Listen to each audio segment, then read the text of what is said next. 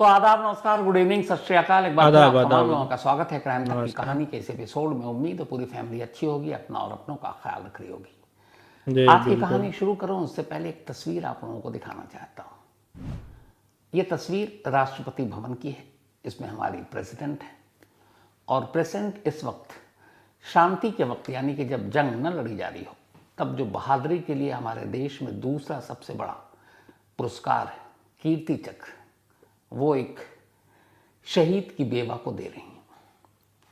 Captain Anshuman Singh, ये उनकी विधवा है, स्मृति सिंह नाम है इनका, और इनके साथ जो इनकी दाहिनी तरफ खड़ी हैं वो है मंजू सिंह, मंजू सिंह, अंशुमान सिंह की मां। अंशुमान सिंह की माँ। तो ये कीर्ति चक्र अभी दिल्ली के राष्ट्रपति भवन में मिला। इस तस्वीर को देखकर न मालूम कितनी बार मन में अजीब अजीब चीजें आई, मन उदास हुआ, इसलिए कि इस तस्वीर की मासूमियत, इस तस्वीर के पीछे का दर्द, और ख़ास तौर पर स्मृति सिंह। बिल्कुल आप तस्वीर में देखें, ऐसा लगता है बिल्कुल पथराई हुई आंखें, खामोश चेहरा, और इस उम्र में एक लड़की विधवा हो गई, एक शहीद की बेवा, पूरी जिंदगी पड़ी है और गम का पहाड़ इस उम्र में टूट पड़ा है। ये एक तस्वीर। अब इस तस्वीर के बारे में आगे कहानी सुनाऊंगा। इस तस्वीर से बाहर निकलकर अब आपको 1999 में लिए चलता हूं, 1999 में 99। 3 महीने की जंग हुई थी, करगिल वॉर, आप सभी को याद होगा।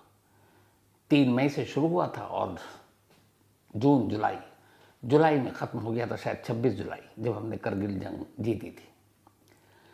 तो उस करगिल जंग में हमारे बहुत सारे जवान शहीद हुए थे और उन्हीं में से एक थे मेजर विवेक गुप्ता। और उसी करगिल 99 के जंग में बाद शहादत कोई पाने भी वालों में युद्ध मेजर भारत विवेक गुप्ता पाकिस्तान भी का थे। नहीं हुआ था, 1999, उससे बड़ा 25 कोई। साल पुरानी बात है। बहुत बड़ी पुरानी बात है। हुआ ये आज कि मान के जब चलो 25 साल पुराने होने वाले। करगिल जंग जारी थी, सभी लोग पोस्ट पर थे, तो अब जंग लड़ने के लिए अपने, मतलब जो उनका खेमा था, वहां से निकलकर मेजर विवेक गुप्ता अब जा रहे हैं लड़ने के लिए। इत्तेफाक से जब ये जंग जारी थी, उस वक्त मेजर विवेक गुप्ता की अपनी पत्नी के साथ रिश्ते अच्छे नहीं थे और वो भी आर्मी में थी, और दोनों लगभग अब अलग होने वाले थे। ठीक उसी दिन, जिस दिन वो अब जंग पर जा रहे हैं, जाने से पहले उनकी अपनी वाइफ से बात होती है और वाइफ कहती है कि अब हम दोनों को तलाक ले लेना चाहिए, हम दोनों के बीच में डिवोर्स हो जाना चाहिए, तुम पेपर पे, डिवोर्स पेपर पे साइन कर दो। मेजर विवेक गुप्ता कहते हैं ठीक है, बस मैं लौट कर आता हूं, आकर साइन कर दूंगा।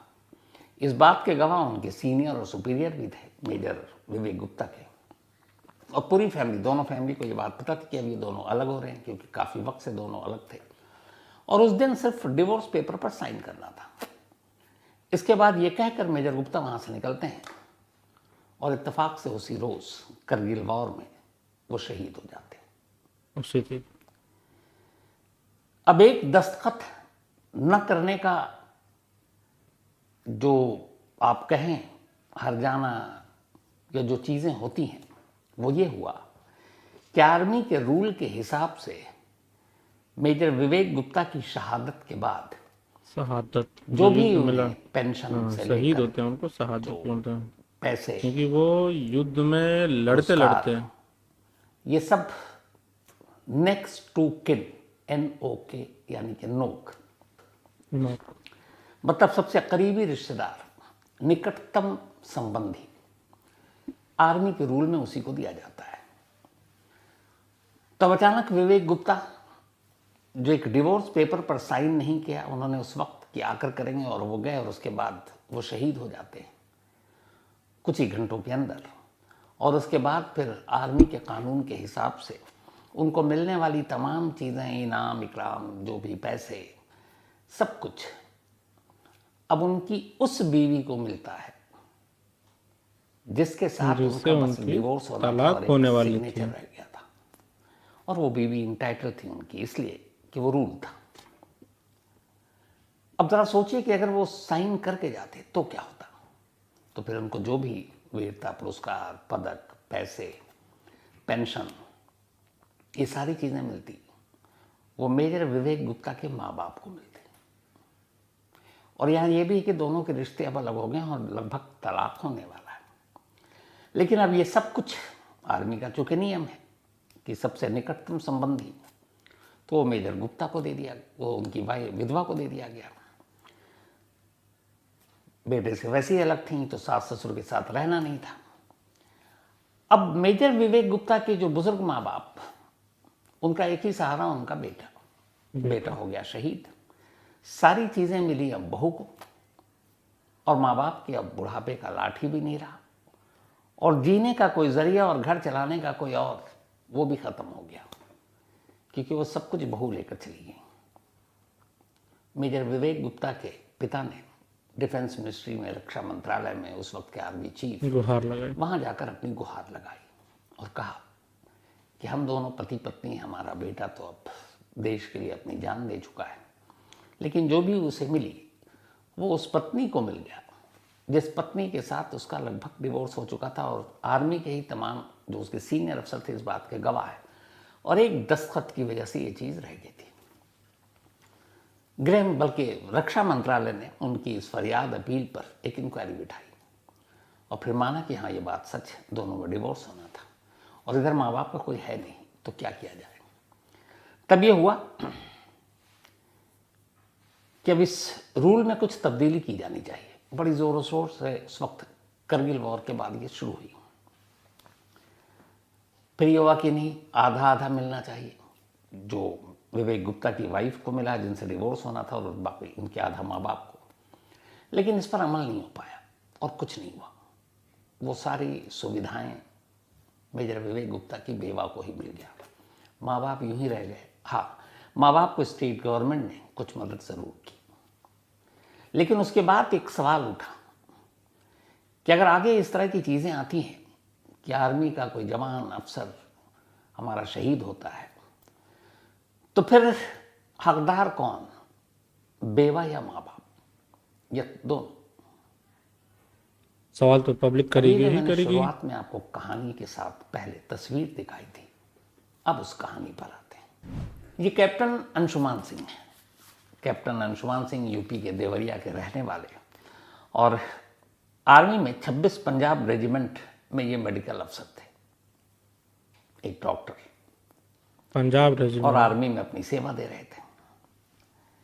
2023 में 19 जुलाई 2023 की बात है, ग्लेशियर में जहां ये कैंप थे, वहां इनके जो आर्मी का जो भंडार था, जहां पे सारी चीजें रखी जाती हैं, अब चूंकि ये मेडिकल अफसर थे तो सारी जो अफसरों या जवानों के घायल होने की सूरत में उनका इलाज करना, उसके लिए जरूरी दवाएं, जीवन रक्षक दवाएं, वो सारी चीजें वहीं भंडार में रखी हुई थी। और इत्तेफाक से 19 जुलाई 2023 को उस ग्लेशियर में, उस भंडार में, उस टेंट में आग लग गई। जब आग लगी तो अंदर करीब 5 जवान फंसे हुए थे। कैप्टन अंशुमान सिंह अपनी जान पर खेल कर उसके अंदर दाखिल होते हैं उस जलती हुई आग में, और वहां जाकर एक एक कर उन 5 को वहां से बाहर निकाल लेते हैं, अपनी जान जोखिम में डालकर। 5 साथियों को बचा लिया। फिर उन्हें ख्याल आया कि अंदर बहुत कीमती मेडिसिन है जरूरी, जो उनके वहां पे पोस्टेड ग्लेशियर में जवानों और अफसरों के लिए, और वो जीवन रक्षक दवाएं जिनसे जान बचाई जा सकती है, और वो सारी अंदर है। उन्हें ख्याल आया कि अगर वो दवाएं भी जल गई तो बहुत बड़ा नुकसान होगा, क्योंकि फिर बाकी जगह से दवाएं मंगाने में, और यहाँ इस बीच कुछ हो जाए तो फिर कोई उपाय नहीं है। तो उन्हें लगा नहीं कि इंसान के साथ, अपने साथियों के साथ इन जीवन रक्षक दवाओं को भी बचाना जरूरी है। वो दोबारा उस जलती हुई आग में कूद पड़े, लेकिन इस बार वो बाहर नहीं निकल पाए। कैप्टन दूसरा अटेम्प्ट है भाई, उतनी बड़ी आग है तो साथियों को मुश्किल बचाया, निकलना। और फिर जीवन रक्षक दवाएं अपने साथियों को, उसको बचाने के लिए अपनी जान कुर्बान कर दी, वो शहीद हो गए। इसके बाद 22 जुलाई 2024 को उनका पार्थिव शरीर यूपी के देवरिया में लाया गया, और बाकायदा पूरे सैनिक सम्मान के साथ उनका अंतिम संस्कार हुआ, किया गया। 26 जनवरी 2024 को मरणोपरांत कैप्टन अंशुमान सिंह को हमारी प्रेसिडेंट द्रौपदी मुर्मू जी ने वीरता चक्र। उन्हें शांति के वक्त दिया जाने वाला दूसरा सबसे बड़ा बहादुरी का जो पुरस्कार है, कीर्ति चक्र, कीर्ति चक्र जिसे केसी भी कहते हैं, उससे नवाजने का फैसला किया। इसके बाद 5 जुलाई 2024 को राष्ट्रपति भवन में एक गरिमापूर्ण समारोह में कैप्टन अंशुमान सिंह की पत्नी विधवा स्मृति सिंह को ये कीर्ति चक्र दिया गया। जब ये कीर्ति चक्र वो ले रही थी तब उनके बराबर में उनकी सास यानी अंशुमान सिंह की मां भी खड़ी थी। कीर्ति चक्र लेने आने के बाद जब ये तस्वीरें आई टीवी पर, सोशल मीडिया पर, तो हर एक का कलेजा फट गया स्मृति सिंह को देखकर। इस उम्र इतनी में कम उम्र में यूं विधवा हो कोई जाना, विधवा और बनती फिर जब है उनकी कहानी आई तो कि उसके सिर्फ सर पे 5 महीने पहले, इतनी बड़ी जिम्मेदारी आ तब जाती फरवरी है, 2023 इतना में बड़ा दुख आ जाता है स्मृति कि की उसको शादी सरवाइव करना बहुत मुश्किल होता है। अंशुमान सिंह से फरवरी में शादी हुई। मार्च, अप्रैल, मई, जून, जुलाई 5 महीने बीते थे और 5 महीने के अंदर वो विधवा हो गई। गम का पहाड़ टूटा। अब स्मृति के सामने पूरी जिंदगी पड़ी है और उनका वो चेहरा जिसने भी देखा उसी का कलेजा छलनी हो गया। मुझे लगता है ये तस्वीर देखकर आप लोगों को भी यही पूरा एहसास होगा, होना भी चाहिए। तो ये सारी चीजें हो गई लेकिन अचानक 1 हफ्ते के बाद अचानक देवरिया में स्मृति सिंह के सास और ससुर मिस्टर रवि सिंह और मंजू सिंह वो मीडिया के सामने बयान देते हैं और इस बयान के बाद सारी तस्वीरें बदल जाती हैं। बदल जाता है। 1999 का वो करगिल और मेजर विवेक गुप्ता की कहानी रिपीट होती है। उसी कहानी को बार बार रिपीट करेगा, उसी को देख करके के डिफेंस भी इनका नया कहना था कि करेगा। जब राष्ट्रपति भवन में ये कीर्ति चक्र मिला तो वहां से रक्षा मंत्रालय से आया था कि ये मिलेगा, सौंपा जाएगा उनकी बेवा को, लेकिन साथ में पेरेंट्स भी रहेंगे। तो अंशुमान सिंह की मां भी थी बराबर में खड़ी हुई और रिसीव किया स्मृति सिंह ने। उसके बाद वो वहां से बाहर निकलती हैं। बाहर एक बार और फोटो सेशन होता है तो मां सिर्फ हाथ लगाती हैं कीर्ति चक्र पर, पिता उसको छू भी नहीं पाते हैं। क्या करेगा? और उसके बाद ये होता है कि अगले 1-2 दिनों ही में नहीं जाएगा। स्मृति सिंह इस कीर्ति चक्र के साथ अपने पति कैप्टन अंशुमान सिंह की हर निशानी, उनकी तस्वीर, उनके मेडल्स, सब कुछ लेकर अपने मायके गुरदासपुर पंजाब चली जाती हैं। घर वाले अब उन्हें फोन कर रहे हैं, वो फोन नहीं उठाती हैं। इस दौरान में लखनऊ में एक ये होता है कि कैप्टन अंशुमान सिंह की एक प्रतिमा लगाई जाएगी, तो उसमें अनावरण के दौरान में वो कीर्ति चक्र भी लगाना है। पिता फोन करते हैं कि हमने तो अपने बेटे की शहादत की कीर्ति चक्र को अपने हाथ तक में नहीं लिया, एक बार हाथ में ले लूं या कम से कम उस प्रतिमा में लगाने के लिए आप 1 दिन के लिए उसे दे दो, आ जाओ। कोई जवाब नहीं, कोई रिस्पॉन्स नहीं। अब माँ बाप का ये कहना था कि बेशक स्मृति सिंह का पति खोया, पर मैंने भी अपनी औलाद खोई है और ऐसा बदनसीब हूं कि अपने बेटे की उस शहादत को हाथ में लेकर महसूस तक नहीं कर सका। इस शहादत के बाद जो पैसे और सारी सुविधाएं मिलनी है वो अब उस बहू को मिलनी है और वो बहू अपने सास ससुर को छोड़कर अपने मायके गुरदासपुर चली गई। अब कोई बातचीत नहीं हो रही है। इतना ही नहीं, अंशुमान सिंह के माँ बाप ने बाकायदा कैमरे पर यह कहा है, मैं कोशिश करूंगा इस कहानी के आखिर में आप उनकी बात, उनके पेरेंट्स की बात भी सुनिएगा। स्मृति सिंह से कांटेक्ट करने की बहुत कोशिश की, फिलहाल वो अभी बात नहीं कर रही। तो उन्होंने कहा कि इतना ही नहीं, डिफेंस मिनिस्ट्री में, रक्षा मंत्रालय में जाकर स्मृति सिंह ने अंशुमान सिंह के जो एड्रेस था, जो घर का पता था, वो सब कुछ चेंज कराकर अपना पता अब दे दिया। यानी आज के बाद जो भी वार्तालाप होगी, जो भी खतो किताबत होगी, जो भी मैसेज दिया जाएगा, सूचना दी जाएगी, वो अब सीधे स्मृति सिंह के घर पे आएगी। पंजाब वाले घर पे मिलेगा। अंशुमान सिंह के माँ बाप को कुछ पता नहीं, कोई सूचना नहीं मिलेगी। तो उन्होंने कहा कि आखिर हमारा गुनाह क्या है। 5 साल पहले बेटे की शादी की, वो भी उसकी मर्जी से। बेटे ने कहा था आप जिससे भी कहेंगे मैं शादी कर लूँगा। दोनों की शादी फिक्स हुई, बहुत धूमधाम से शादी हुई। जुलाई बल्कि फरवरी इसी 2023 में शादी की छुट्टी के बाद वो अपनी ड्यूटी पर चला गया और 19 जुलाई 2023 को वो शहीद हो गया था। अब सरकार पेंशन के साथ साथ हर शहीद को अच्छी खासी रकम देती है, लेकिन अब वो सारी रकम जाएगी स्मृति सिंह के पास, माँ बाप के हिस्से में कुछ नहीं आएगा। क्योंकि जो नॉमिनी रहेगा वो क्यों उसी नहीं को आएगा? मिलेगा। कौन सा कानून है? तो क्या माँ बाप यूं ही रहेंगे? ये एक कहानी है। इस सवाल का जवाब दूं इससे पहले दो और इंसिडेंट आपको ऐसे ही बता देता हूँ। एक मेजर आशीष धौचक, ये पानीपत के हैं। 13 सितंबर 2023 को अनंतनाग में आतंकवादियों के साथ एक मुठभेड़ में वो ये शहीद भी हो 2023 में ही मुठभेड़ हुआ था। और उनकी पत्नी थी ज्योति। शहादत के बाद भारत सरकार ने, रक्षा मंत्रालय ने वो मुआवजा दिया, वो सारे चेक मिले। वो सारे चेक लेने के बाद जो मेजर आशीष धौचक हैं, उनकी वाइफ ज्योति अपने सास ससुर को छोड़कर अपने मायके चली गई। अब सास ससुर उनसे कांटेक्ट करने की कोशिश कर रहे हैं, वो नहीं आ रहे, वो सारे पैसे लेके जा चुकी। इससे पहले उत्तराखंड में दलविंदर सिंह थे। दलविंदर सिंह पे भी, ये भी करगिल वॉर के दौरान शहीद हो गए थे। उसके बाद इन्हें जो एक शहीद के लिए पैसे मिलते हैं, वो सारी चीज़ें मिली वो उनकी पत्नी को। उसके बाद पत्नी वो सारे पैसे लेकर अपने सास ससुर को छोड़कर निकल गई और फिर उन्होंने दूसरी शादी कर ली। सास ससुर यानी कि उस शहीद दलविंदर सिंह के माँ बाप को कुछ नहीं मिला। ये आपको मैंने सिर्फ ये 4 इंसिडेंट बताए, ऐसे न मालूम कितने हैं, सैकड़ों। एक ही नहीं अब कई यहीं सारे से ये होंगे। सवाल उठता है कि क्या एक शहीद की शहादत के बाद जो जिंदा लोग हैं, उनके पीछे उसकी मौत से मिलने वाली उस रकम या सुविधाएं, उस पर किसका हक है? विधवा का या माँ बाप का? ये बड़ा सेंसिटिव इशू है, इसलिए कि आप किसी एक तरफ फैसला दे ही नहीं सकते।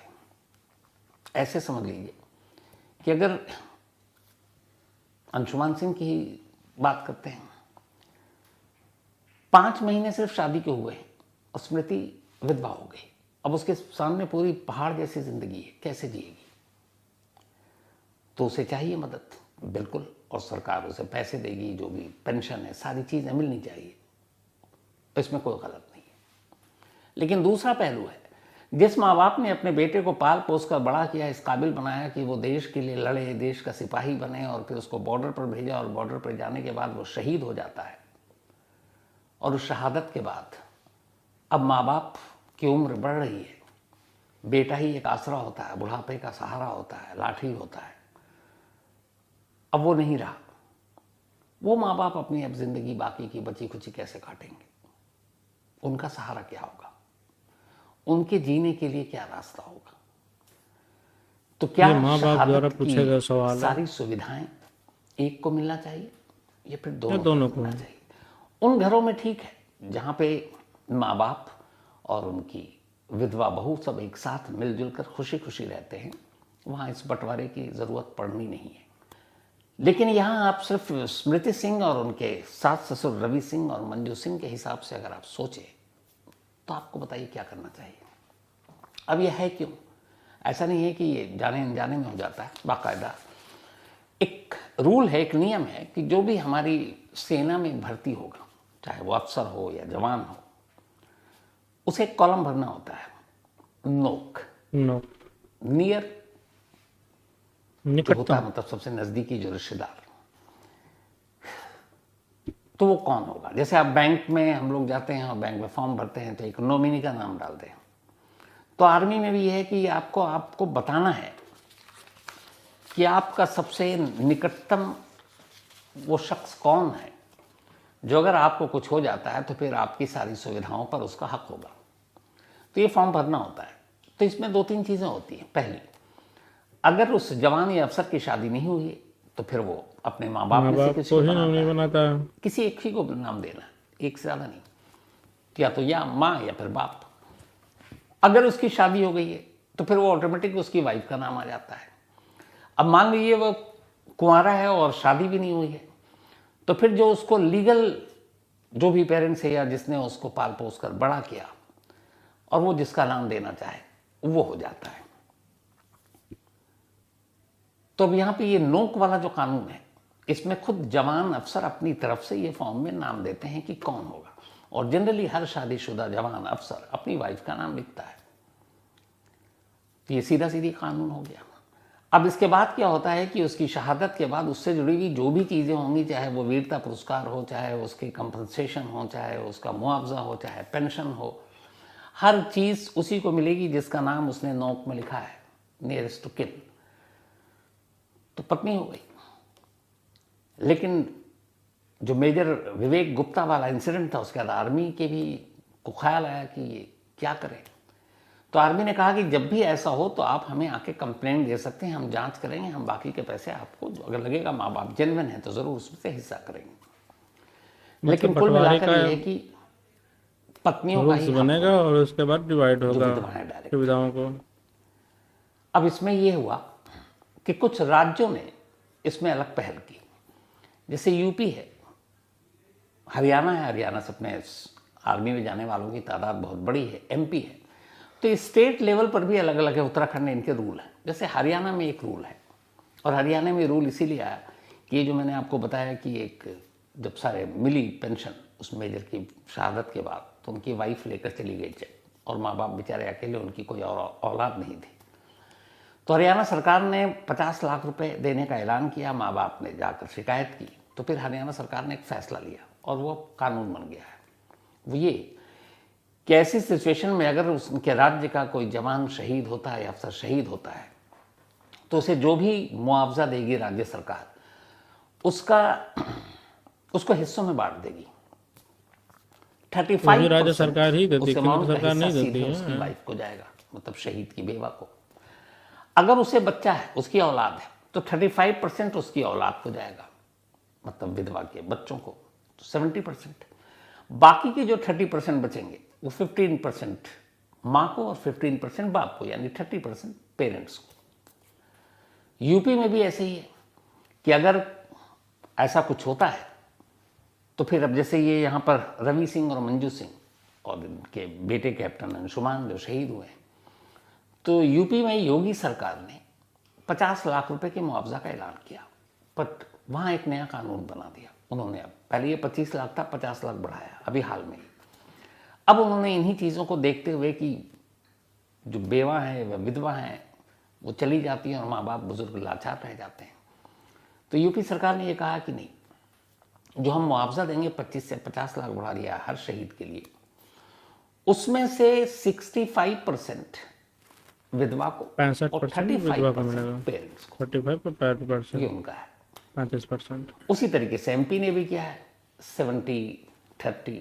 तो ये अलग अलग स्टेट में है, फिक्स नहीं है कहीं पे। लेकिन अगर आप सेंट्रल गवर्नमेंट की बात करें, मतलब डिफेंस मिनिस्ट्री की, तो उनका बड़ा सिंपल सा रूल है, और वो यही है कि जो भी नोक होगा, यानी नियरेस्ट टू किन, उसको ही सारी फैसिलिटी, सारे मुआवजे, सारे पेंशन, सारी चीज़ें उसको मिलेंगी। तो अब यहाँ पर एक अफसोस की बात यह है कि एक शहीद की बेवा और उस शहीद के माँ बाप, इन दोनों की ये कहानी मीडिया और सोशल मीडिया में किसी और वजह से सुर्खियों में, ये लड़ाई की वजह से। तो ऐसा होना नहीं चाहिए, और मुझे लगता है कि इसके लिए सरकार और सभी को सोचना चाहिए, क्योंकि एक शहादत और फिर एक बेवा, उसकी भी अपनी पूरी ज़िंदगी है, लेकिन एक माँ बाप जो अब दोनों लोग का बराबर ही अधिकार है। इसी तरीके से भारत सरकार का जो यूपी का राज्य सरकार है, यहाँ पे डिवाइड किया गया था 30 और 35% और 65% का। वो रोल काफ़ी जेन्युइन लगता है। मंजू सिंह का एक बेटा भी है और उनकी एक बेटी भी है, दोनों डॉक्टर हैं, नोएडा में ही है, तो वो हैं। लेकिन जैसे मैंने अभी उत्तराखंड की आपको बताई, उनका एक ही औलाद था और वो शहीद हुआ, सारी चीज़ें उसकी विधवा को मिली और वो लेकर चला गया, और वो बेचारे यूं ही रह गए। तो ऐसे बहुत सारे केसेस हैं। तो मुझे लगता है कि इसके ऊपर ज़रूर सीरियसली सोचना चाहिए। लेकिन अफसोस होता है, ऐसी चीज़ें अगर खुद माँ बाप ने कहा है कि हम ये चीज़ें बताना नहीं चाहते थे, लेकिन हम क्या करें, हमें तो सिर्फ इतना है कि उस एक बार। और यहाँ पे एक चीज़ है पैसों को साइड रखते हैं। उस बाप का भी तो यह है एक सपना कि मेरे बेटे ने देश के लिए जान दी, शहीद हुआ है, तो शहादत के लिए जो उसे कीर्ति चक्र मिला, एक बार उसके अपने हाथों की हथेलियों पर रख कर उसे महसूस तो करे। इस हक से तो उसे महरूम नहीं किया जाना चाहिए, और अगर ऐसा हुआ है तो यह गलत है। अब जो माँ बाप हैं, जो उन्होंने कहा है, वो छोटी सी आपको झलकियां सुनाता हूँ। दुख ही इस बात की है कि एक बार बोलती कि माँ बाप एक बार पकड़ के हाथ में देख लें, खोल के देख तो लें कि कैसा बेटा के लिए इतना बड़ा सम्मान मिला है, इसका बहुत दर्द है। राष्ट्रपति भवन से तो मेरी पत्नी के हाथ में फिर 26 पंजाब रेजिमेंट की शो सामने लेकर दिया कि एक बार फोटो खिंचा लेते हैं। बस उतने ही तक देखा हमारी पत्नी ने, और जो हाथ लगाया था राष्ट्रपति महोदया के सामने वो हमने तो हाथ में भी नहीं लिया, और ना उन्होंने ये मुनासिब समझा कि कभी अपने ससुर को या अपने इस जाबाज शौहर के पिता को दूं। तो जो कर रही है प्यार से करके जाती, मुझे बोल के जाती कि मैं यहाँ रिश्ता नहीं रखूंगी, वो दुख नहीं होता जितना कि सडनली साइलेंट जो बोलते हैं, ये वर्ड बहुत भारी है, साइलेंट वो एकदम से बंद कर दी हमसे। तो ये थे कैप्टन अंशुमान सिंह के माता और पिता और माता। इस खबर पर अपनी राय जरूर दीजिएगा, फिर मैं मंडे को आपको इसके साथ शेयर करूंगा। तो कहानी में इतना ही, लेकिन कहानी खत्म करूं उससे पहले वही अपना सिलसिला। आज जसप्रीत जी का जन्मदिन है, तो हैप्पी बर्थडे जसप्रीत जी। और ये विशाल राय